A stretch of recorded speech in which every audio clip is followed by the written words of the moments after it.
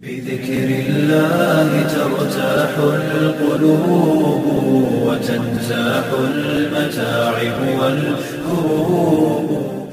اعوذ باللہ من الشیطان الرجیم، بسم اللہ الرحمن الرحیم۔ السلام علیکم۔ آج کا جو وظیفہ لے کر میں آپ کی خدمت میں حاضر ہوئی وہ سورۃ الفاتحہ کے حوالے سے 8، 9 اور 10 سفر کے حوالے سے وظیفہ ہے۔ ان 3 دنوں کو ضائع کیے بغیر آپ اس میں سورۃ الفاتحہ کو اس طرح سے پڑھ لیتے ہیں جس طرح میں آپ سے ذکر کروں گی تو انشاءاللہ تعالی اولاد آپ کا مقدر ہوگی۔ اللہ پاک آپ کو اولاد جیسی نعمت سے نواز دیں گے۔ بہت ہی خوبصورت عمل ہے، بہت ہی پیارا عمل ہے، غور اور توجہ سے سنیے گا۔ ویڈیو ذکر کرنے سے پہلے میں آپ سے ریکویسٹ کرنا چاہوں گی کہ اگر آپ میرے چینل پر نئے ہیں یا مجھے پہلی مرتبہ سن رہے ہیں تو میرے چینل کو سبسکرائب ضرور کر دیں، اور اگر آپ مزید اپڈیٹس حاصل کرنا چاہتے ہیں تو سبسکرائب کے بٹن کے ساتھ جو بیل نوٹیفیکیشن کا بٹن ہے اس کو ضرور پریس کریں تاکہ میری ہر نئی ویڈیو آپ کے پاس نوٹیفیکیشن کی صورت میں پہنچتی رہے۔ سورۃ الفاتحہ کے حوالے سے کون نہیں جانتا ہے، سورۃ الفاتحہ کو شفا قرار دیا، ہر بیماری سے اس میں شفا ہے۔ اس کے علاوہ اللہ پاک نے قرآن کریم کی سب سے عظیم سورہ سورۃ الفاتحہ کو قرار دیا ہے۔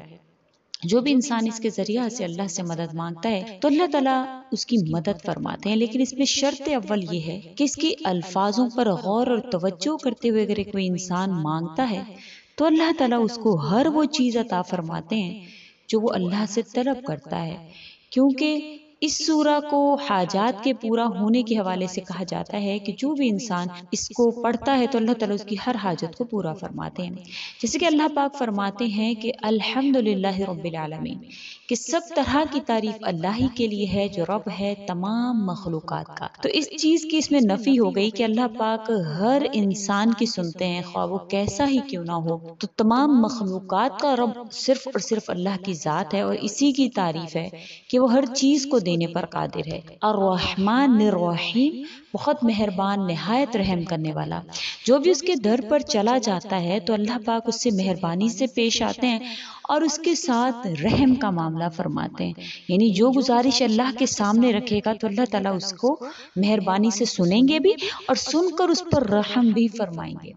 مالک یوم الدین، اب حاکم ہے اللہ پاک انصاف کے دن کا، یعنی کہ جو انسان دنیا میں اللہ سے مانگے گا تو قیامت کے دن میں اللہ کے ہاں اس کا انصاف قائم ہوگا، کیونکہ اللہ کے ہاں قیامت کے دن میں جو تمام پلڑے آپ کے تولے جائیں گے وہ اللہ تعالیٰ کے حضور پیش کیے جائیں گے۔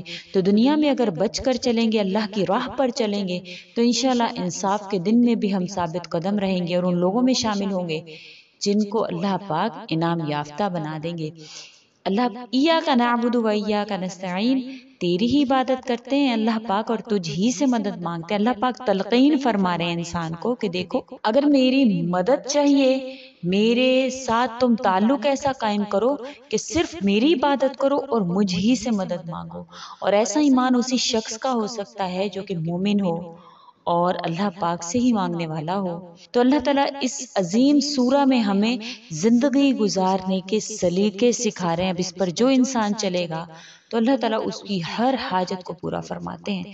اہدنا الصراط المستقیم، اب یہ تب ممکن ہو سکتا ہے جب ہم ہدایت کی راہ پر چلیں گے اور ہم اللہ سے طلب کرتے ہیں کہ ہدایت دے ہمیں صراط مستقیم پر۔ اب صراط الذین، اللہ تعالیٰ اب صراط مستقیم کا بتلا رہے ہیں کہ جو انسان صراط مستقیم پر چلے گا تو میں اس کو فضل اور کرم اس پر کروں گا۔ اللہ تعالیٰ فرمانے کہ صراط مستقیم کا رستہ کون سا ہے، کہ وہ رستہ ہے کہ جن پر اللہ تعالیٰ فضل بھی کرتا ہے، کرم بھی کرتا ہے، اور نہ کہ وہ رستہ جو گمراہوں کا رستہ ہے جن سے اللہ غصے ہوتے ہیں۔ تو آپ نے اس پر عمل کرتے ہوئے آپ اپنی زندگی پر ایک ذرا توجہ کریں، آپ زندگی پر ذرا اپنی ایک نظر دوڑائیں اور ذرا غور کریں کہ جس کو اللہ اعلیٰ ترین سورہ قرار دے رہے ہیں اس میں اللہ پاک جس چیز کی تلقین فرما رہے ہیں کیا وہ ہماری زندگی کا حصہ ہے؟ اگر تو ہے تو آپ کو بہت بہت مبارک ہے کہ آپ کو اللہ کا وہ تعلق جس کے اللہ پاک ہم سے طلب کر رہے ہیں، یا اللہ پاک چاہتے ہیں کہ ایک مومن کو ایسا ہی ہونا چاہیے، تو ہم اس تعلق کی بنا پر اللہ سے مانگنے کے قابل ہیں۔ اگر تو ہم ایسے نہیں ہیں، ہم نے اللہ کے سوا اوروں کو ڈھونڈ رکھا ہے، تو ہم اس قابل ہی نہیں ہے کہ ہم اللہ کے آگے گزارش پیش کر سکیں۔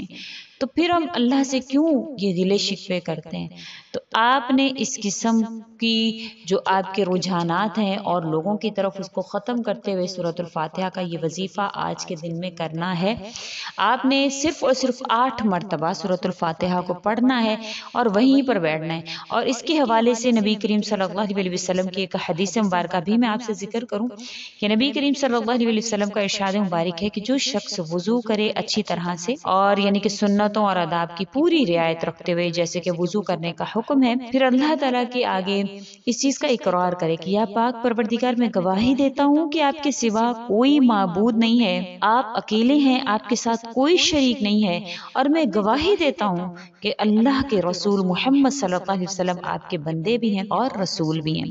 اس چیز کی گواہی دینے کے بعد انشاءاللہ اللہ تعالیٰ جنت کے 8 دروازے اس کے لیے کھول دیتے ہیں۔ اب ایک ہی دروازہ کھل لے وہی انسان کے لیے کافی ہے، ہمارے جیسے گناہ گاروں کے لیے، لیکن 8 کے 8 دروازے آپ کے لیے کھل جائیں گے۔ اس چیز کا اقرار کرنے کے بعد آپ 8 مرتبہ سورۃ الفاتحہ پڑھیں اور اللہ تعالیٰ سے دعا مانگے، گڑ گڑا کر، رو کر، جس طرح آپ مانگنا چاہتے ہیں اللہ تعالیٰ سے مانگے۔ اللہ تعالیٰ آپ کی حاجات کو پورا فرمائیں گے۔ بہت ہی خوبصورت عمل ہے۔ 8 کا یہ ہندسہ آپ کو بڑا ہی کامیابی دے گا۔ آپ نے اس کلمہ کا اقرار کرنے کے بعد 8 مرتبہ سورۃ الفاتحہ پڑھنی ہے، انشاءاللہ 8 دروازے جنت کے آپ کے لیے کھل جائیں گے۔ پھر آپ جو اللہ سے طلب کریں گے اللہ تعالیٰ آپ کو عطا فرما دیں گے، کیونکہ امام غزالی رحمۃ اللہ علیہ فرماتے ہیں کہ اللہ تعالیٰ انسان کو ایسا اجر عطا فرماتے ہیں جب وہ اللہ تعالیٰ کی بتلائی ہوئی قرآنی آیات کو جو ہے ان کے الفاظ کے معنی کو تصور میں رکھ کر اس کا لحاظ کرتے ہوئے جب پڑھتا ہے تو یہ اللہ شانوں کی اہم صفات میں سے ہے کہ وہ اللہ تعالیٰ کی وہ تمام صفات کا